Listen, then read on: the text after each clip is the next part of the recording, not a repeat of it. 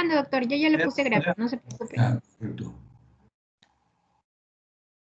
Ya, entonces ahora sí.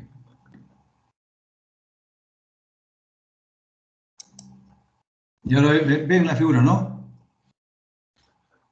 Sí, doctor, sí se ve la pantalla. Ya, perfecto, ahora sí. ¿Ya ven la diapositiva? Sí, SIDA. Ya, ok, perfecto. Entonces continuemos y hoy acabamos. Ahora vamos a hablar sobre el SIDA. Esta es una enfermedad que es mucho más peligrosa, mucho más que digamos, mortal que el bendito COVID. Recuerden que hasta la fecha ya van muriendo más de 30 millones de personas por SIDA, ¿no? Y hay casi 80 millones de infectados y nadie dice nada, ¿no? Nadie detiene el mundo por SIDA. Entonces veamos el SIDA. Es un estado de inmunodeficiencia adquirida por un virus, ¿no? Que es un retrovirus. El virus, se llama el virus de inmunodeficiencia adquirida, ¿no? Este virus de la inmunodeficiencia adquirida se transmite, ¿no?, de varios tipos. La forma más frecuente de transmisión de este virus es por transmisión sexual, ¿no? Sexual. Dentro de estas, las más frecuentes, casi el 50% de todos los contagios de este virus es por la práctica homosexual, ¿no? Homosexual. Entonces, los homosexuales es casi 50% de la causa de transmisión del virus, ¿no? Este virus se encuentra en el fluido seminal, ¿no? Práctica homosexual masculina. Otra forma como se transmite también por vías sexuales en los pacientes heterosexuales, ¿no? Es menos común que el homosexual, excepto si hay alta prevalencia en prostitutas, pero aún así es poco, ¿no? Entonces, solamente un 10 al 15% de estos casos, ¿no? Se transmite de femenino a masculino, ¿no?, en las secreciones genitales, ¿no?, infecciosas, ¿no?, y a través de la sangre. Entonces, el problema acá es que estos virus están en la secreción genital y en las células epiteliales del cuello uterino. Entonces, pero para que se produzca la infección, el pene del varón, ¿no?, debe tener erosiones o algo unas heridas por el cual pueda penetrar. Si el pene está completamente sano, ¿no?, y inclusive si se protege con un condón, pues es muy raro, casi no se produce el contagio, ¿no? Entonces, igualmente, del hombre a la mujer, ¿no?, también a través del fluido seminal, ¿no?, y el cérvix del cuello uterino de la mujer también debe tener abrasiones o lesiones que le permitan que sea transmitido, ¿no? Por eso dice, en ambos sexos los riesgos aumentan considerablemente cuando hay ulceraciones o abrasiones, ya sea en el pene como en el cuello uterino, en los pacientes de estos portadores, ¿no?, sobre todo en las prostitutas. En menor grado tenemos la transmisión a través de la sangre, ¿no?, a través de la sangre. Hay varias formas, ¿no? La más común, y que constituye casi el 30-25% de los casos de SIDA, ¿no?, es en los pacientes drogadictos, ¿no?, en los cuales usan comúnmente jeringas entre las comunidades de drogadictos, ¿no?, jeringas contaminadas y agujas, ¿no? Entonces, introductos de drogas. Esto es común, sobre todo en los países altamente desarrollados, como Estados Unidos, por ejemplo, ¿no? También se puede transmitir este virus a través de la sangre por las transfusiones sanguíneas, ¿no?, ya sea de sangre total o cuando se transmite factor 8 o el factor de von Willebrand en pacientes con hemofilia, pero es menor grado, 1% usualmente, ¿no? Pero actualmente ya el riesgo de transmisión por transfusión sanguínea o sus productos, ¿no? Ha disminuido notablemente porque actualmente se hace una esterilización y tamizaje más estricto en los pacientes con SIDA, salvo, o sea, existe posibilidad 1 de cada 2 millones de transfusiones sanguíneas pueda que transmitan el SIDA, sobre todo cuando en esas 24 horas que no hay forma de detectarlo, ¿no? El paciente se infectó el día de hoy y en la tarde está dando sangre, no hay forma de detectarlo. Pero lo demás se controla. Otra de las formas como también se transmite esto es de la madre a los recién nacidos, ¿no? De la madre a los recién nacidos puede transmitirse de tres maneras. Uno, porque a través de la placenta le pasa el virus al niño, el niño nace con el virus de SIDA. Otro, que durante el canal del parto, durante el parto en el canal se produzca la infección, ¿no? Y otro que es un poco más raro es cuando se transmite a través del calostro, a través de la lactancia materna, de la madre al niño. Es mucho más raro. Entonces, ¿cómo se produce esta infección? ¿O qué pasa con este virus? Este virus es un retrovirus, un RNA, que de por sí no va a infectar la célula. No puede, es un RNA, como este virus que tenemos actualmente, ¿no? Como el COVID o la COVID, ¿no? Entonces, este virus se liga a los receptores específicos, ¿no? A las células presentadoras de antígenos, ¿no? Que son las células dendríticas. En este caso, las que van a actuar no son tanto las dendríticas que están en la piel, sino las células dendríticas que están en los ganglios, ¿no? Los que están circulando, que van a ligarse a una glicoproteína que tiene en su superficie este virus, la llamada glicoproteína 120. Se liga a esto, y estos, cuando ya están con su glicoproteína 120 ligados acá, se pone en contacto con el linfocito T, básicamente es un T, células T cooperadoras, son las células que se van a afectar. Entonces, pero no penetra ¿no? a la célula directamente, ¿no? Sino que usa la transcriptasa reversa, ¿no? Entonces, este virus tiene tres enzimas muy importantes, ¿no? Una es la transcriptasa inversa, reversa, ¿no? La proteasa y la invertasa, ¿no? Entonces, usando la transcriptasa reversa, este virus se transforma de virus de RNA en virus DNA. Esa es la forma como ya le permite ingresar al núcleo celular. De esa manera no procesa, ¿no? Entonces, estando en el núcleo de la célula, el linfocito CD4, que es el más afectado, que es el que se afecta solamente, puede afectar también a los macrófagos, por si acaso, y monocitos, ¿no? Pero básicamente el gran problema son los linfocitos T cooperadores o CD4, ¿no? Son los que se afectan. Entonces, estando el linfocito CD4 con el virus en su núcleo, ¿no? Puede resultar varias cosas. Uno, que haya muerte celular porque el virus destruye el linfocito CD4, ¿no? O que las células sobrevivientes, estos linfocitos CD4, permanezcan con el virus ahí latente, intacto, ¿no? Pero con un material genético alterado por la presencia del virus, ¿no? Entonces va a tener una función anormal ese linfocito CD4. Su capacidad por presencia de este virus, ¿no? Está completamente alterada, disminuida, ¿no?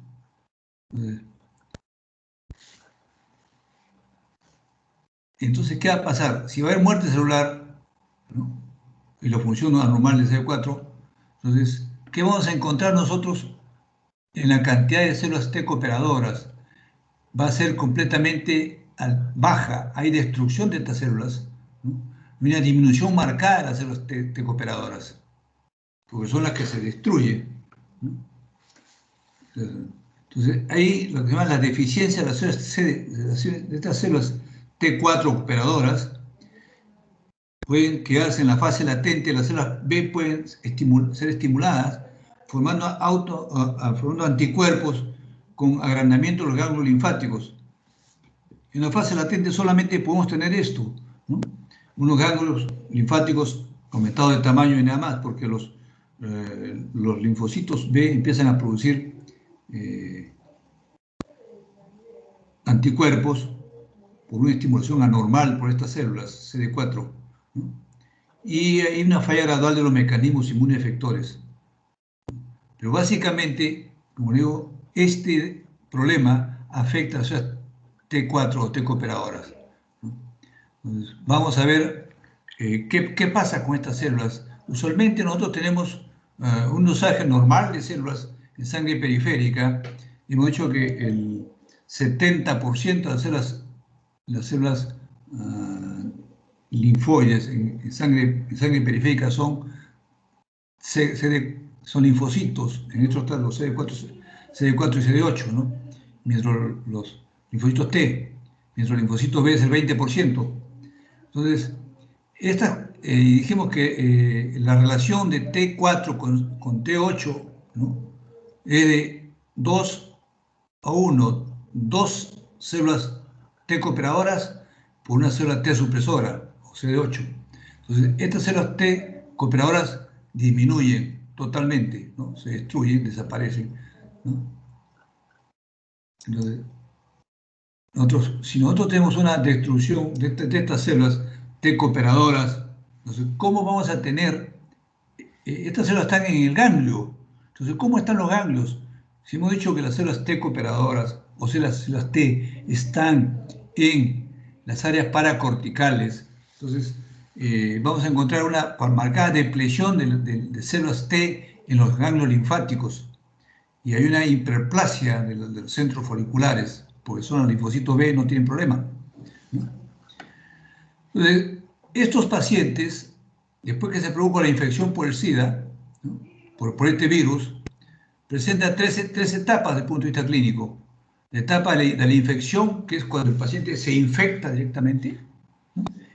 Y empieza a ingresar el virus a la célula, ¿no? Ya digo, usando la transcriptasa reversa, se transforma de ARN en DNA, ingresa al núcleo, empieza la replicación viral, ¿no? Empieza a destruir los linfocitos T, ¿no? Mientras tanto, el organismo va tratando de compensar este problema, ¿no? Produciendo anticuerpos o tratando de que su sistema inmune reaccione. Pero como destruye los linfocitos T, entonces llega un momento que esto se va a alterar, ¿no? Ya no va a haber capacidad de respuesta. Pero esto puede pasar mucho tiempo. Puede pasar hasta 6 meses, inclusive. Esta es la fase, ¿no? Que el paciente se infecta y después de 6 meses recién puede empezar a dar síntomas, ¿no? Entonces, no hay problema acá desde el punto de vista sintomatológico. El paciente es asintomático, pero ya está aumentando su carga viral, ¿no? Y la única manera de poder saber si este paciente tiene inmunodeficiencia por virus, ¿no? Es que le hagamos nosotros un dosaje de linfocitos T CD4. Entonces, lo normal es que tenga 1200 linfocitos por centímetro cúbico, ¿no? CD4. Pero cuando este paciente ya empieza su replicación viral, empieza a incrementarse el virus, ¿no? Y empieza a producirse, ¿no? La muerte del linfocito CD4 empieza a disminuir, poco a poco empieza a disminuir, ya no serán pues 1200, 1100, 1000, ¿no? Pero aún todavía no hay síntomas. Entonces, se entra en la etapa latente o prodrómica, ¿no? Que puede durar meses a muchos años inclusive. Entonces, este virus está en el linfocito, ¿no? Y los linfocitos, no tanto los linfocitos circulantes, sino los linfocitos que están localizados en los ganglios, ¿no? Entonces, y como decía, puede no tener signos, o a veces hay pequeña febrículas o hay discretas diarreas, ¿no? El signo más importante que va a tener el paciente en su etapa latente o prodrómica es incremento del tamaño de los ganglios linfáticos, un incremento persistente, ¿no? No es un ganglio doloroso, no, es un ganglio aumentado de tamaño sin dolor, ¿no? Tenemos muy en cuenta, ¿no? Y todos los ganglios de la economía se comprometen. Entonces, aquí este virus, estando en los linfocitos CD4 que están en los ganglios, empieza a destruirlos, ¿no? Entonces, de modo tal que al destruir los linfocitos CD4 que están en los ganglios, y por ende los que van a salir a sangre periférica son en menor cantidad, ¿no? Ojo, los linfocitos CD8 o supresores están presentes, no están alterados. Son exclusivamente los linfocitos CD4 o cooperadores, nada más, ¿ya? Entonces, nosotros vamos a encontrar a este nivel ya por lo menos, ¿no?, unos 900, 800 linfocitos CD4 por centímetro cúbico en sangre periférica, ¿no? Y si hacemos un estudio de este ganglio linfático, vamos a encontrar que las áreas parafoliculares están depletadas de linfocitos, solamente linfocitos CD8, ¿no? Entonces, como hay una disminución de estos linfocitos CD8, hay una disminución de la inmunidad celular. Recuerden, linfocito T es un linfocito de inmunidad celular, ¿no? Hay alteración de la inmunidad celular, pérdida de la inmunidad celular. Entonces, cuando disminuye estos linfocitos por debajo de 800 en sangre periférica, 800 por centímetro cúbico en sangre periférica, ¿no?, entonces la capacidad de respuesta celular, inmunidad celular, es muy poca, ¿no? Entonces empiezan a aparecer, ¿no?, las infecciones oportunistas, ¿no?, y tumores. Y estas infecciones oportunistas pueden aparecer cuando empiezan los primeros síntomas en 1 o 2 años, ¿no? Entonces, estas infecciones oportunistas, ¿no?, pueden ser de diferente forma, ¿no? Por ejemplo, infecciones por protozoarios y helmintos, por la criptosporidiosis o isosporidiosis, produce una enteritis, diarreas, ¿no? O el Pneumocystis carini, que va a producir una neumonía, ¿no?, o una infección diseminada. El Toxoplasma gondii, o produce una neumonía o infección del sistema nervioso central. Igual infecciones por hongos, ¿no? Entonces, puede haber una candidiasis esofágica, traqueal o pulmonar, criptococos, una criptococosis, sobre todo el sistema nervioso central, ¿no? Coccidioidomicosis, es diseminada, o una histoplasmosis diseminada, ¿no? Infecciones bacterianas por Mycobacterium atípico, Mycobacterium avium intracelular diseminado o extrapulmonar, o también por el Mycobacterium tuberculoso pulmonar o extrapulmonar, o el noocardiosis. La nocardia nos da unas neumonías y meningitis por neocardias, infecciones también por salmonelas, ¿no?, diseminadas, o virus, por el citomegalovirus, herpes simple, herpes simples, virus de la varicela zoster, ¿no?, etcétera, y una serie de neoplasias, ¿no?, o tumores malignos. El primer tumor maligno que se presenta en el paciente con síndrome de inmunodeficiencia adquirida es el sarcoma de Kaposi, que es una neoplasia vascular, una proliferación desordenada de vasos pequeños, de capilares, de vasos muy pequeños, ¿no? El sarcoma de Kaposi. Y nosotros encontramos que cuando esta infección cuando esta cantidad de linfocitos CD4, cuántos podemos ir monitoreando en sangre periférica, ¿no?, está por 600, ¿no? Entonces, o menos, empiezan a aparecer todas estas gérmenes oportunistas que hemos hablado, que pueden ser infecciones por protozoarios, helmintos, hongos, bacterianas, virus, etcétera, ¿no? Y cuando este tumor, cantidad de linfocito CD4 disminuye o se destruye a tal extremo de que va a valores menores de 500 a 400 células linfocitos CD4 por centímetro cúbico de sangre, empieza a aparecer el sarcoma de Kaposi. Como digo, es la primera neoplasia maligna que se presenta en estos pacientes, ¿no? Otras neoplasias malignas que se presentan ya cuando el paciente baja a 300 o 200 linfocitos CD4 son los linfomas de células B, sobre todo, linfomas de células B. Entonces, estas son las etapas por las cuales va pasando el paciente, ¿no?, en su fase de infección latente o prodrómica y en la fase de infecciones oportunistas. Ojo, el paciente, el virus de inmunodeficiencia no mata al paciente. El paciente muere por la complicación, por cualquiera de estas infecciones, ya sea viral, bacteriana, etcétera, ¿no?, o por la presencia de las neoplasias malignas, que son los que van a matar al paciente. Lo que hace este virus es, como le digo, destruye los linfocitos CD4. Entonces, comúnmente el síndrome de deficiencia adquirida está causando gran implicancia. Actualmente ya está casi controlado, por lo menos hay muchas drogas inmunosupresoras, ¿no?, antivirales. Sin embargo, las enfermedades existen enfermedades y condiciones que pueden predisponer a esta adquisición de estos virus. Por ejemplo, el estado de desnutrición o malnutrición, sobre todo por déficit de proteínas, ¿no?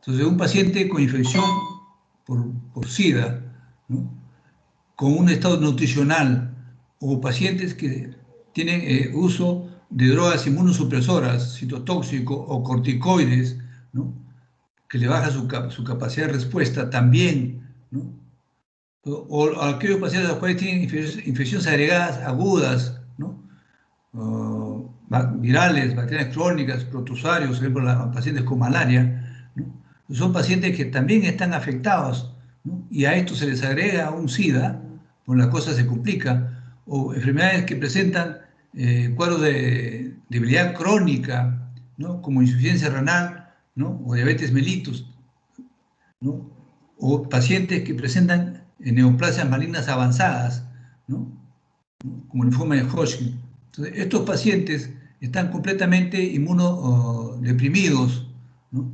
Si están inmunodeprimidos de por sí, se le agrega un virus que va a destruir el linfocito CD4, ¿no?, y cuando este linfocito CD4 baja a niveles por debajo de 800 por centímetro cúbico en sangre periférica, empieza la presión de infecciones oportunistas. Y si esto es mucho menor de 300 o 200, pues puede inclusive aparecer los linfomas malignos, ¿no? Entonces, este es el problema de este virus. Entonces, las enfermedades y lugares más comunes a los cuales se asocia este virus, ¿no?, o sea, están asociadas a SIDA, ¿no? ¿Cuáles son los lugares más comunes? Donde tenemos los lugares más comunes afectados son el cerebro, que puede haber neoplasias o inflamación del cerebro, ¿no? Una forma temprana de poder diagnosticar una inmunodeficiencia adquirida, ¿no?, es la presencia de candidiasis.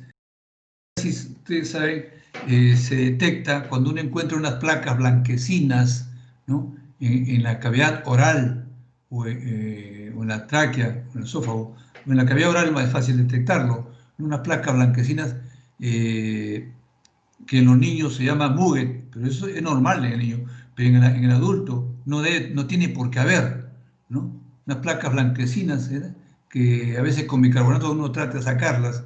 Entonces, esa es candidiasis, pacientes con antecedentes de homosexual, pacientes con antecedentes de drogadicción, ¿no?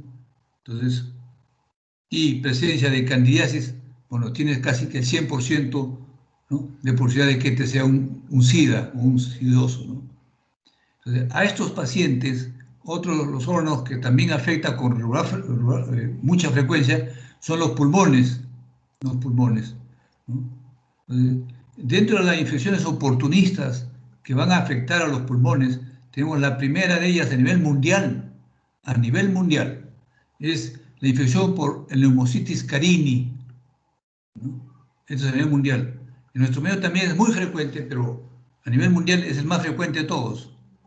O sea, el germen oportunista más frecuente de SIDA a nivel mundial es el Pneumocystis carini. En nuestro país, en Perú, ¿no? En Perú, ¿cuál creen que es el germen oportunista más frecuente? ¿No? Es el Mycobacterium tuberculoso. Recuerden que nuestro país tiene el triste privilegio de ser uno de los países con más alto índice de tuberculosis. Entonces, si el paciente tiene tuberculosis de por sí y adquiere SIDA, esa tuberculosis se exacerba, ¿no? Y ya se convierte no solamente en una enfermedad crónica, sino que se refuerza con un tipo oportunista que le va a destruir todo su sistema inmune, ¿no? Y se van a agregar infecciones micóticas, como eso, que puede haber infecciones micóticas como la candidiasis, la criptococosis, la coccidioidomicosis, la histoplasmosis. Y a nivel intestinal, el paciente dijimos que podía presentar algunos pequeños cuadros inicialmente de diarreas, ¿no? Diarreas que pueden ser producidas por protozoarios o por la salmonela, ¿no? La salmonela, cualquier tipo de salmonela, ¿no? Van a producir problemas de diarrea. Entonces, si tú tienes un paciente, ¿no?, que tiene todo este problema, y básico, es importante cuando uno examina a un paciente es hacerle primero la anamnesis. ¿Qué significa esto? Edad, sexo, ¿no?, raza, ocupación, ¿no?, antecedentes personales, si es promiscuo, si es homosexual, qué sé yo, qué costumbres tiene, puede que conviva con gente en grupos homosexuales o grupos drogadictos, qué sé yo. Entonces, y presenta cualquiera de estas lesiones, este paciente lo más probable es que tenga salmonela, lo más probable es que tenga SIDA, ¿no? Y le vamos a encontrar, hemos dicho, la neoplasia más común, ¿no?, el sarcoma Kaposi. También encontramos infecciones micóticas, ¿no?, y infecciones de herpes zóster en piel. Eso, hay un sonido que se está metiendo. ¿Me escucha?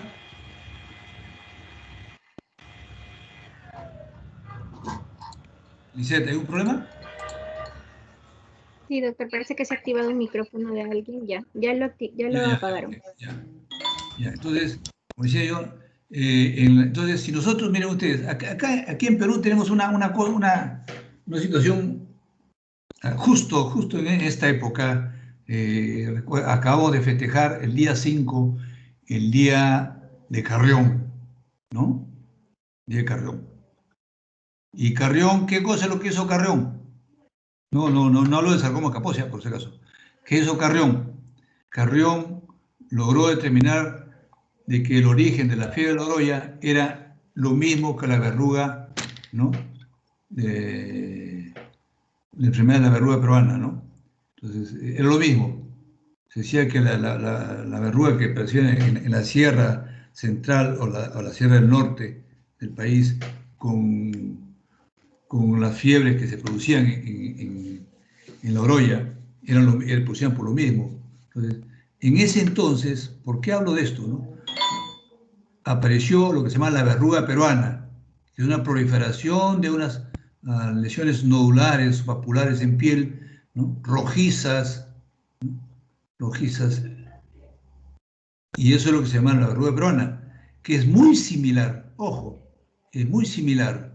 Si uno ve una verruga peruana, una biopsia de una verruga peruana, con una biopsia de sarcoma Kaposi, le juro que es muy difícil diferenciarlo. Es muy difícil, ¿no? Se va a ver lo mismo, hay una proliferación de capilares, puede haber extravasación de matíes, puede haber bueno, en el sarcoma de Kaposi hay más actividad endotelial que en la verruga, pero es muy similar, igualito. De modo tal que les cuento una anécdota. Hace muchos años hubo acá en Perú un congreso y vino un famoso doctor Imo Roman. Imo Roman era un británico radicado hacía muchos años en Chile, ¿no? Un experto en sarcoma de Kaposi. Sarcoma de Kaposi, ¿no? Y bueno, nosotros cuando vino acá a Perú le presentamos algunos casos al doctor Imo Roman, ¿no?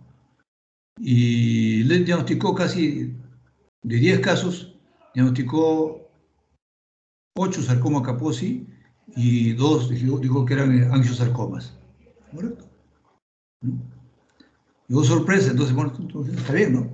Los extranjeros dijeron, está bien, ¿no? Pero cuando nosotros le dijimos que de esos 8 sarcoma Kaposi que él había diagnosticado como tal, ¿no? 4 no eran sarcoma Kaposi. Entonces digo, imposible, no puede ser, ¿no? Si clínicamente está todo igualito, histológicamente, pero se le dijo, estos son pacientes que viven en Ancash, en la parte de la sierra de Ancash, ¿no? Zona endémica de la verruga peruana, de la bartonelosis, ¿no? Y que la única forma de poder diferenciarlo nosotros histológicamente radica en que nosotros podemos demostrar con el marcador CD34, ¿no? Vamos a demostrar una proliferación desordenada de las células endoteliales, ¿no? Que tapizan el vaso del sarcoma Kaposi, lo que no sucede en la verruga peruana. En la verruga peruana hay una proliferación también de células endoteliales, igualito, pero conserva cierto orden, ¿no? Diferente a este, que no es maligno, es de tipo el bacilo de Barton, ¿no? De bartonelosis. Entonces es diferente, como digo. Entonces, esta es la primera neoplasia maligna que se presenta en piel de los pacientes con SIDA. Y también infecciones micóticas, ¿no? Y lesiones de herpes zóster. Entonces, para culminar, porque creo que hay un seminario después sobre SIDA que ustedes lo van a hacer, van a ampliar mucho más, ¿no? Para culminar el capítulo de la clase. Es importante esto, miren, ¿eh? Esto, después de la infección puede transcurrir 6 meses, como decía, antes de que aparezcan los anticuerpos de VIH, ¿no? En la fase más tardía pueden aparecer los más grandes defectos. Las inmunoglobulinas, ojo, esto es importante, pueden elevarse durante las primeras fases, ¿no? Acá, ¿por qué? Dirán, porque no se altera el linfocito B, ¿no? Entonces, el linfocito B de por sí reconoce al virus, ¿no? Y empieza a producir sus inmunoglobulinas. O sea, no hay problema con la inmunidad humoral. El problema es inmunidad celular. Son los linfocitos TD4, CD4 o TD4 o cooperadores, como quieran llamarlos, los que están severamente reducidos. Se reducen